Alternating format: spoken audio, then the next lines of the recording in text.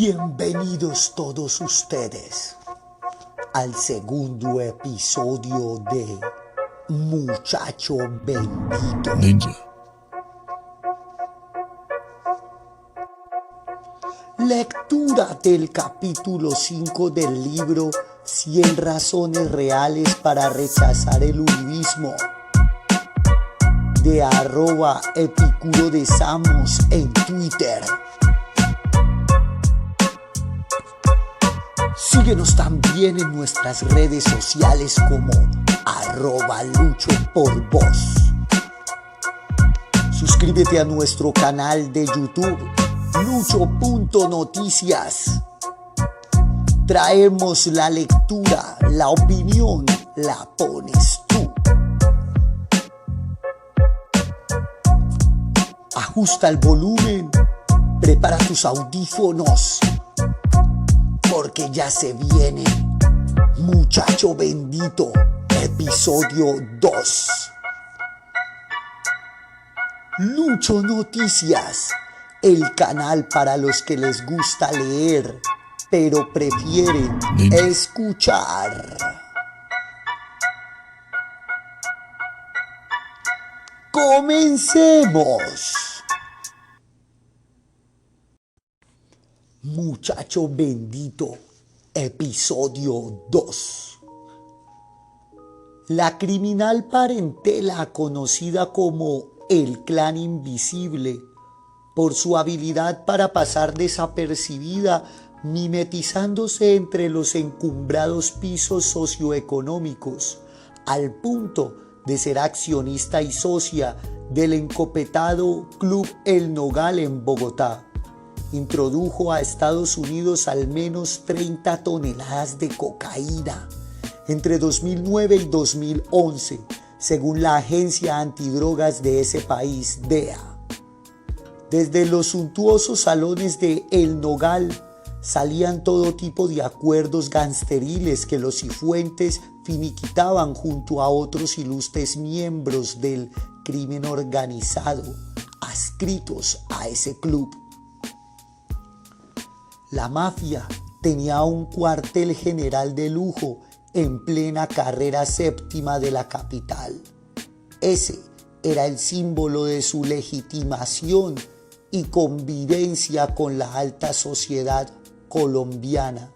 Pero los Cifuentes Villa no solo se han dedicado al narcotráfico, también se han visto incursos en otros delitos como homicidios, cuando en riñas por el control del negocio con otros carteles como el del norte del Valle, Fernando, uno de los hermanos, mató al capo Efraín Hernández Ramírez, alias Don Efra, y al ciudadano libanés Alfredo Haddad Salbam. Cifuentes fue asesinado luego de ese hecho por sicarios de los propios instigadores del crimen, Hernando Henao Montoya, alias El Hombre del Overol, y Wilber Varela, alias Jabón. Para borrar el rastro de la muerte de Don Efra, muerto Fernando, es relevado en el liderazgo por su hermano Francisco, quien había sido piloto y hombre de confianza de Pablo Escobar.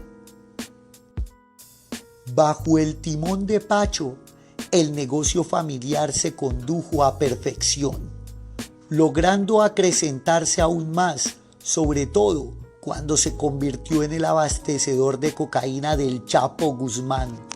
Pero en 2007, Don Berna ordena su asesinato debido a una disputa por una pista clandestina para sacar droga ubicada en el Chocó.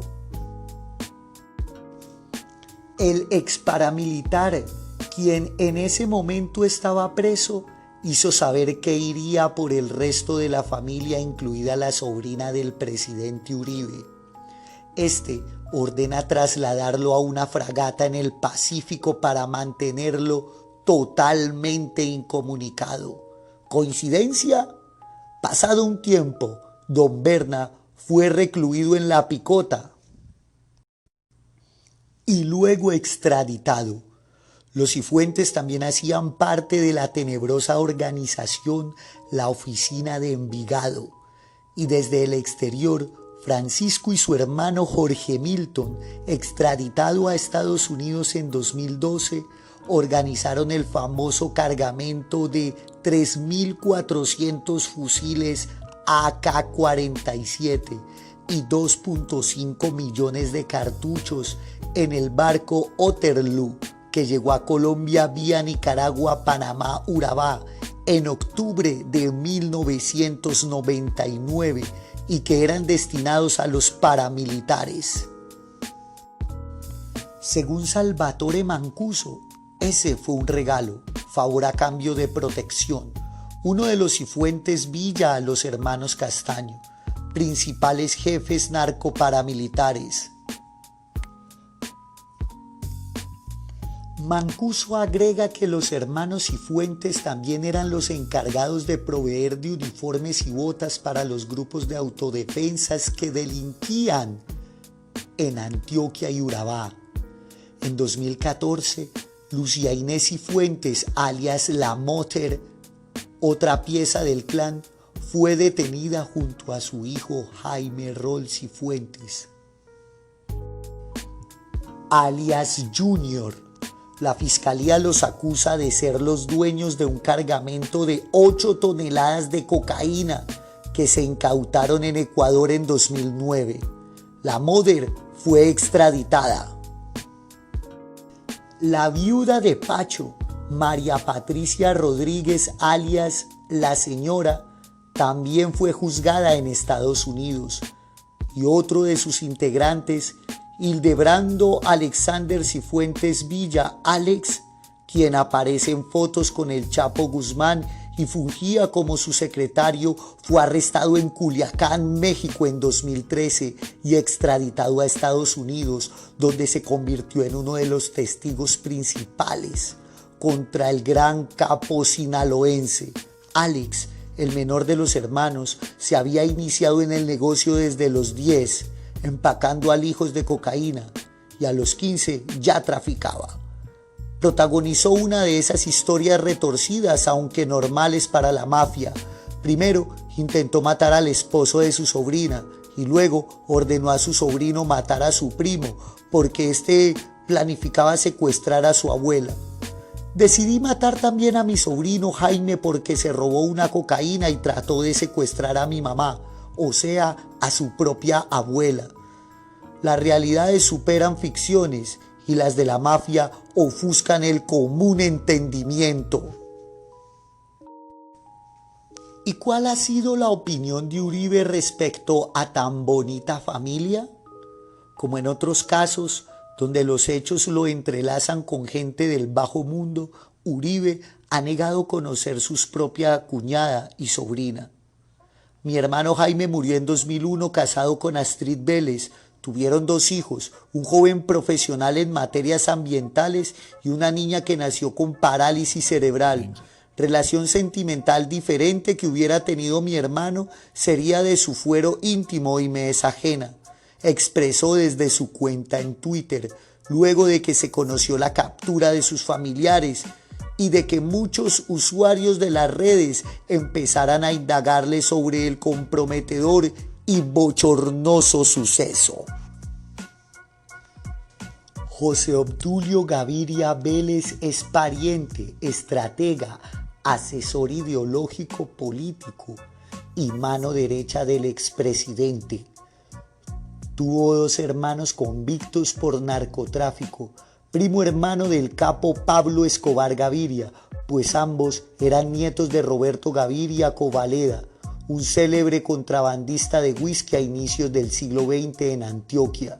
Gaviria dijo, seguramente encomendado por Uribe, en su columna habitual del periódico El Tiempo, que la relación de Jaime con Dolly se limitó a una relación ocasional de hace 32 años. Uribe vuelve a mentir. Se comprobó que la hija de su hermano no fue el producto de una aventura fugaz o de una noche sin mañana, como lo insinúa, sino que la relación de su hermano con alias La Mena duró largos años, pues eran casados e incluso tuvieron otro hijo llamado Daniel Alberto Uribe Cifuentes, Alberto, como el padre de Uribe. Nacido en octubre de 1990, una década después de su primogénita Ana María, Daniel fue registrado en la Notaría Octava de Medellín el 19 de diciembre de 1991.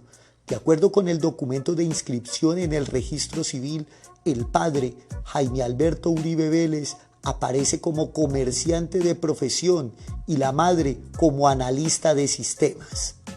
También se conoció la escritura de un apartamento en el sector del Poblado, con fecha del 22 de febrero de 1994, ante el notario 17 de Medellín, donde vivía la pareja y la que se lee sociedad conyugal vigente. O sea que su relación, teniendo en cuenta la fecha de nacimiento de su hija en febrero de 1980, duró al menos 15 años. En ese espacio de tiempo, Uribe le entrega licencias de vuelo a sus concuñados. Seguramente tampoco los conocía. Y hay más hechos suyos que contrarían las palabras de su hermano Álvaro. Jaime era socio de la ganadería La Sorguita, propiedad de los Cifuentes Villa, la cual se encuentra en la lista Clinton. Además, comparte predios con familiares de Uribe, Santiago y Mario y los Ochoa. Una de las empresas de los Cifuentes Villa, Bioforestal S.A., también incluida en la lista Clinton, fue subsidiada con más de 1.400 millones de pesos por los dineros de Agroingreso Seguro, el escándalo de corrupción por el que fue condenado el ministro de Agricultura de Uribe, Andrés Felipe Arias, y Uribito, Jaime Alberto Uribe Vélez, alias El Pecoso o Arepa, murió de cáncer en 2001, con un historial de relaciones con el clan Cifuentes Villa, con Pablo Escobar, con otros mafiosos paramilitares, pero no alcanzó a ser enjuiciado. John Freddy Rendón Herrera, el alemán, declaró el 17 de marzo de 2001 ante un magistrado de justicia y paz: los hermanos del expresidente Uribe no son hijos de la Madre Teresa.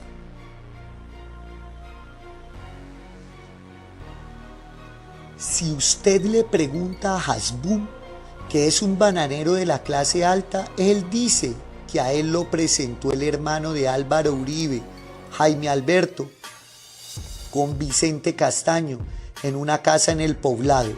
Raúl Hasbún Mendoza, Pedro Bonito, en abril del mismo año, confirmó lo dicho por el alemán.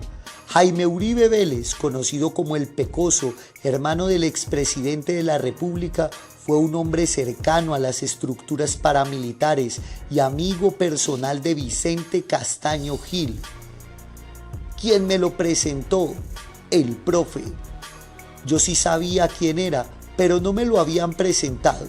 Muchos de los comandantes de las autodefensas lo conocimos como El Pecoso. Me lo presentaron como el hermano del futuro gobernador de Antioquia. No recuerdo si fue en el 94 o el 95. Uribe insiste en que ni él ni su familia tienen relaciones con los Ochoa, ni con los Cifuentes Villa, ni con nadie que sea señalado de delincuente.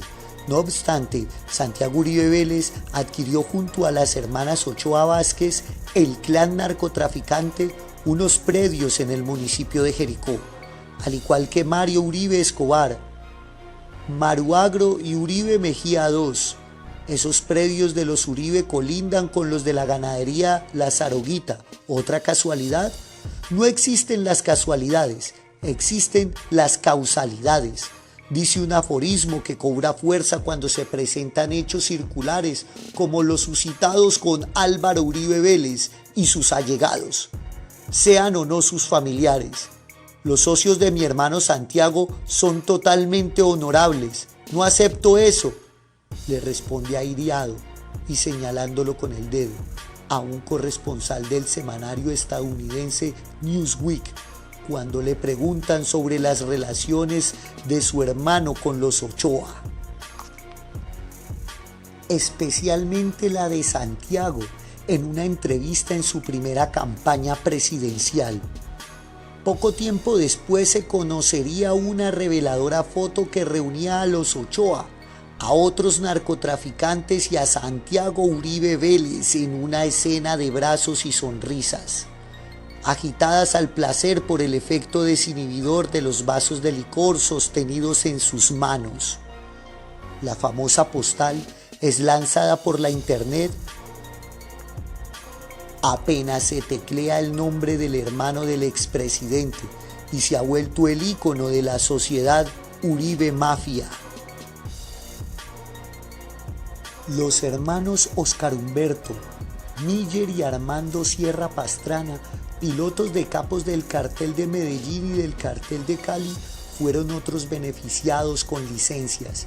Igualmente, Ricardo Ávila Armenta, señalado de haber sido promotor junto a su hermano Eduardo de Bonanza Marimbera en la costa atlántica. También se entregó licencias a Álvaro Suárez Granados alias Coco, uno de los pilotos favoritos de Pablo Escobar, apodado así porque le gustaba saturar a los aviones con cargamentos de coca y los devolvía atestados de dólares. Temerario y arriesgado, se dice que fueron más de 20 toneladas las que logró sacarle al capo y más de 80 millones de dólares los que le trajo de vuelta. Cuando mataron a Escobar, empezaron a trabajar con los jefes del cartel de Cali, los hermanos Rodríguez Orejuela, a los que le sacó más de 40 vuelos repletos de droga y se los devolvió con más de 150 millones de dólares. Famosas eran las leyendas que inspiraba Coco, como aquella que cuenta que logró aterrizar un Boeing 727 lleno de droga en Estados Unidos, o la de la vez que le tocó abandonar una avioneta con dólares y coca en pleno aeropuerto de Palmira para evitar ser capturado. Aunque la noticia de una avioneta en esas circunstancias y en ese mismo aeropuerto sí existe, no puede asegurarse a ciencia cierta que corresponda a la abonada por Suárez Granados. El narcopiloto pasó luego a las toldas de alias El Loco Barrera. El 1 de septiembre de 2011, Coco, junto a otros 36 experimentados aviadores de la mafia, entre ellos Oscar, uno de los hermanos Sierra Pastrana, fue capturado en el marco de una operación denominada Vuelo Final. Todos fueron extraditados. Más licencias expedidas por la Aerocivil de Uribe a los narcos siguen descubriéndose, como la de Jaime Murcia Duarte, cuestionado comerciante señalado de tener vínculos con el narcotráfico, o la de Luis Carlos Herrera Liscano, propietario de una aerolínea que era utilizada para transportar cocaína al exterior y condenado en 1994 en Estados Unidos a 96 meses de prisión. Luis Carlos Molina Yepes, otro de los hombres reseñados en el listado de las narcoaeronaves asociado a la matrícula HK2487, es una ficha clave para comprender el rompecabezas estampado con la imagen de Uribe y la mafia colombiana. Molina Yepes era uno de los socios principales de una empresa llamada Grupo Finanzas, Inversiones, Mercadeo, Servicios y Asesoría, Firme S.A., que después modificó su nombre a Confirmesa S.A., según los documentos de Cámara y Comercio de la empresa. Molina Yepes controlaba la compañía, pero en esa empresa también figuró como socio el señor Carlos Alberto Gaviria, hermano del hoy senador José Obdulio Gaviria. Los documentos oficiales de la empresa también muestran que el senador Uribe Vélez fue nombrado en la Junta Directiva de Confirmesa S.A. durante 1983, un año después de su paso por la Aerocivil, como lo prueba en la columna el periodista de investigación de El Espectador, Joir Ackerman. Como respuesta a esta investigación, Uribe publicó una carta fechada el 3 de mayo de 1983, en donde rechaza a su nombramiento a esa junta directiva, lastimando esto sobre todo por la vieja amistad que los une y reiterando la expresión de amistad y aprecio. Poco tiempo después de esa carta se comprobó que Confirmeza S.A. se dedicaba al lavado de dinero, información que fue corroborada años más tarde, nada más porque John Jairo Velázquez Vázquez, alias Popeye, quien aseguró que en esa firma se cambiaban los cheques del cartel de Medellín, Molina Yepes, fue detenido en 1988, luego de que se estableciera que él fue la persona que controlaba la cuenta corriente 005-21826-8 del Banco de Crédito y Comercio, de la cual salió el cheque por 3,5 millones de pesos de la época, con los que se pagaron los sicarios del magnicidio del director del Espectador, don Guillermo Cano. Uribe confirma su relación con esas personas al expresarles de mano propia gran amistad y aprecio, personas directamente ligadas al cartel de Medellín y en general al crimen a gran escala. Seguramente Uribe tampoco sabía quiénes eran ni a qué se dedicaban, siendo consecuente con su eterna imperativa excusa de desconocer lo que hacen sus conocidos. Uribe se pronunció frente a esta comprometedora información en el debate de Iván Cepeda, diciendo que son infamias y calumnias en un intento por mancillar su buen nombre, y agregando: yo no fui amigo de Luis Carlos Molina ni hice negocios con él. Pero la certificación de la Cámara de Comercio lo contradice. En cuanto al crimen de Guillermo Cano, dijo: tuve una gran amistad con Guillermo Cano y él conoció la honorabilidad de mi carrera pública. Luego de eso, la propia viuda del periodista inmolado, Ana María Busquets de Cano, negó lo aseverado por Uribe. Amigo no creo, por lo menos en mi casa nunca estuvo, ni yo conocí que hubiera esa amistad en ningún momento. Alfonso Cano Izaza, hermano del periodista, había escrito una columna en la que, según él, algunos políticos no merecían su recomendación, la de Guillermo Cano, porque se lucraron de los dineros del narcotráfico y porque oficiaron como voceros del chantaje de los narcoterroristas. Están los siguientes: Jairo Ortega, el primer renglón de Pablo Escobar en la Cámara; Alberto Santofimio Botero, condenado por el asesinato de Luis Carlos Galán y socio de Escobar; Bernardo Guerra Serna, relacionado con narcos; Mario Uribe Escobar, primo de Uribe, años después condenado por parapolítica; y Álvaro Uribe Vélez, entre otros, consigna en su escrito. En 2014, Juan Guillermo Cano, el hijo mayor de Guillermo Cano, le pidió a la Fiscalía que investigue a Álvaro Uribe Vélez por sus relaciones con los perpetradores del homicidio de su padre. Pedro Molina Yepes sigue persiguiendo a Uribe a través de sus actuaciones, pese a que éste trata angustiosamente de desprenderse de él.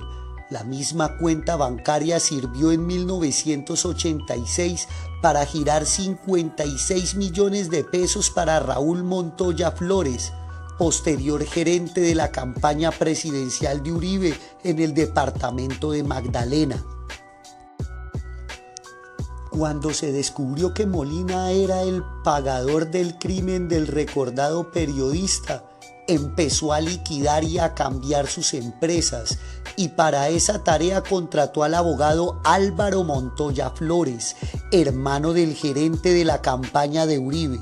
También fue apoderado de Yidis Medina cuando ésta apoyó con su voto la reelección de Uribe. Ella le confirmó a Noticias 1 que un asesor presidencial de Uribe le presentó al abogado Montoya. De nuevo, y como puede observarse, demasiados elementos regidos por las fuerzas del crimen confluyen en Uribe o surgen de él. como si fuese un agujero negro y a la vez un huracán expulsador, y en el salón siniestro de la mafia, un juego de espejos arroja por doquier el rostro de Uribe a la vista de los espectadores aturdidos. Es cuando la duda razonable vuelve a martillar sobre los sesos de hasta el más cándido. ¿Son simples casualidades o coincidencias? Uribe pretende hacer creer que sí, pues las casualidades y las coincidencias seguirán apareciéndosele a medida de su andar, cual piedrecillas en un camino trazado por la alocada ambición de su lóbrego espíritu. Si se analiza las relaciones de Uribe, ya sea de negocios, de amistad, políticas o familiares, cada una de ellas desprende otras, y estas a su vez otras, y así sucesivamente, en una red interminable de personajes ligados al AMPA.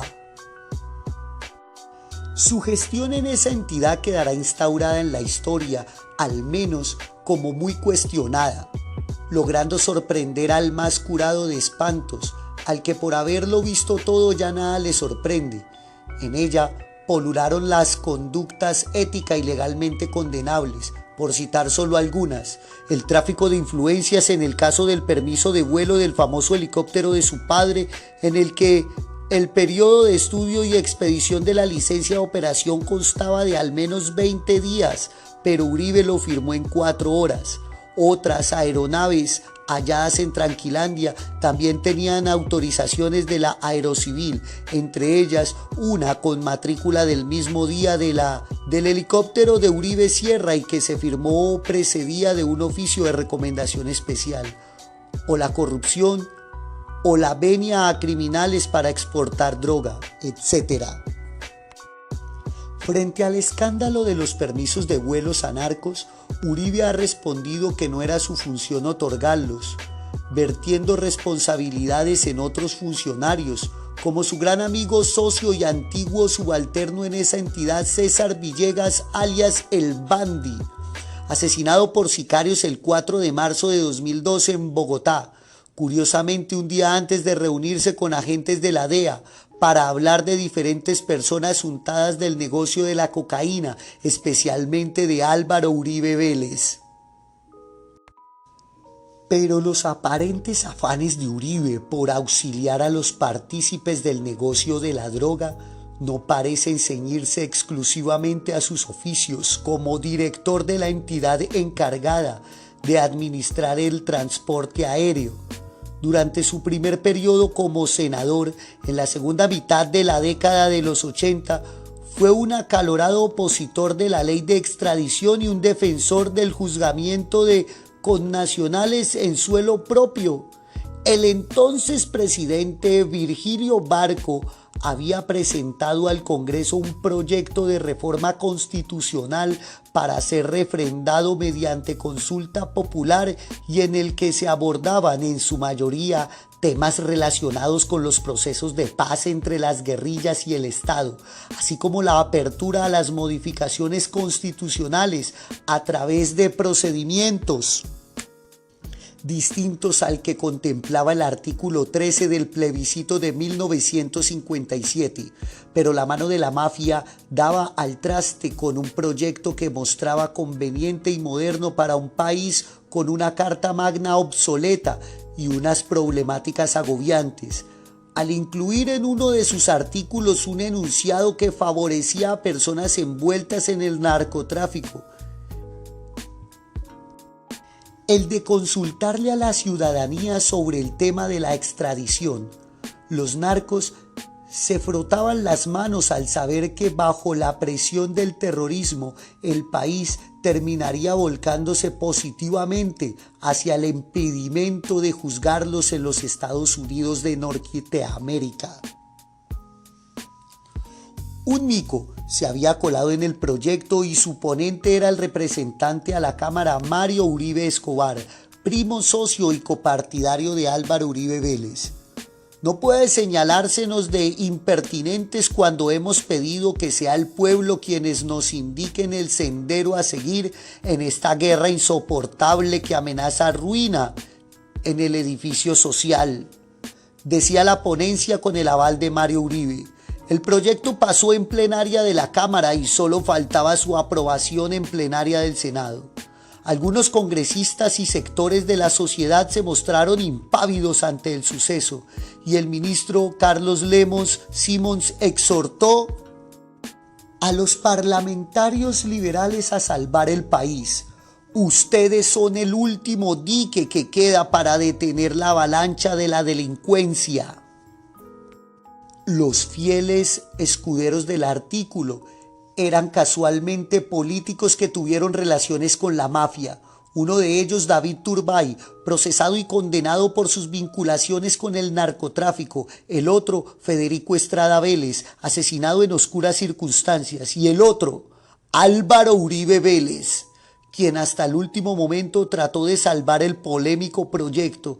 Intentó con singular habilidad retórica que se aprobase el proyecto sin el artículo, pero con la condición que después de un tiempo prudencial fuese retomado en un referendo en torno al tema específico de la extradición. Lemos Simons le respondió que si su propuesta pasaba, las elecciones futuras ya no serán con papeletas, sino con metralletas.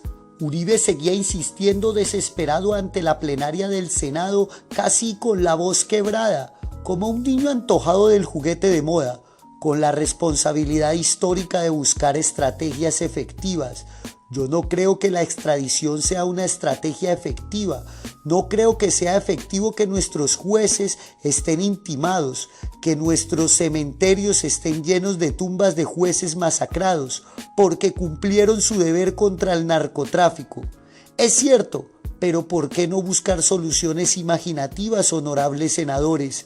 La solución imaginativa de Uribe era el simple cambio de fecha del referendo, para que no coincidiera con las elecciones parlamentarias. Esos eran los últimos estertores del narcotráfico en su intento por acomodar la no extradición por vía de la consulta popular. Finalmente, el proyecto que en distintos campos de la crítica se interpretó como la toma del poder parlamentario por parte de los carteles de la droga, se hundió. Muchas fuentes salidas de las esferas criminales del cartel de Medellín, como alias Popeye, alias El Arete o Carlos Fernández García, un ciudadano de origen español apodado El Hombre del Gorra, entre otros, coinciden en sus versiones sobre los pagos que en aquellas épocas hacía la organización de Pablo Escobar a algunos políticos para que apoyasen, presentasen proyectos y votasen en favor de la no extradición. Lo mismo para el financiamiento de sus campañas. En abril de 1990, pasadas las elecciones al Congreso, una fuente entrevistada por el FBI aseguró que Pablo Escobar había patrocinado algunas campañas políticas. La entrevista con la fuente dio origen a un informe enviado a la oficina del FBI en Miami el 17 de abril. De acuerdo con El Cable, la información ha sido confirmada por otras fuentes, contactos de enlace, medios técnicos y operativos de seguridad pública en Colombia y los Estados Unidos, y se considera confiable. Como constataron los agentes federales, varios políticos de Antioquia ganaron asientos en el Senado, representan al Partido Liberal y sus campañas fueron asistidas por el grupo de Escobar. Una revisión a los resultados electorales del 11 de marzo de 1990 permite establecer que los senadores electos en Antioquia por diferentes fracciones del Partido Liberal fueron Álvaro Uribe Vélez y Bernardo Guerra Serna, dos de los personajes citados por Don Berna en una lista de políticos que según él eran socios y piezas claves de Pablo Escobar. ¿Otra simple coincidencia o la constatación de que Uribe efectivamente era socio de criminales de gran calado? Don Berna añade que Uribe fue clave en las negociaciones de Escobar y el gobierno de César Gaviria para lograr su reclusión en ese sitio, hecho a su medida y del que entraba y salía cuando se le antojaba. Álvaro Uribe era un colaborador del capo Pablo Escobar. Fueron sus palabras ante la justicia en 1992, cuando este era un político desconocido a nivel nacional y ni siquiera era gobernador de Antioquia, mucho menos presidente. La falacia de Uribe, en la que aduce calumnias o venganzas por rencores políticos en su condición de presidente, queda desvirtuada. Casi 2 décadas más tarde, cuando Uribe salió elegido senador de 2014, luego de 2 presidencias, fue recibido en ese recinto con un debate sobre su vida y sus cuestionadas actuaciones. Debate llevado a cabo por el senador del Polo Democrático, Iván Cepeda Castro. Cepeda tuvo acercamientos con la Aerocivil para indagar y buscar pruebas de su gestión enfocada en coayudar a la consolidación de la mafia, pero esa entidad le informó que desaparecieron. Siguiendo el mismo patrón presente en casi todas las investigaciones que contra Uribe son abiertas. Este ha sido el episodio número 2 de Muchacho Bendito. Suscríbete a nuestro canal de YouTube o síguenos en las redes sociales, en Twitter como @luchoporvoz. También estamos en Spotify. Lucho Noticias, el canal para los que les gusta leer, pero prefieren escuchar. Hasta la próxima.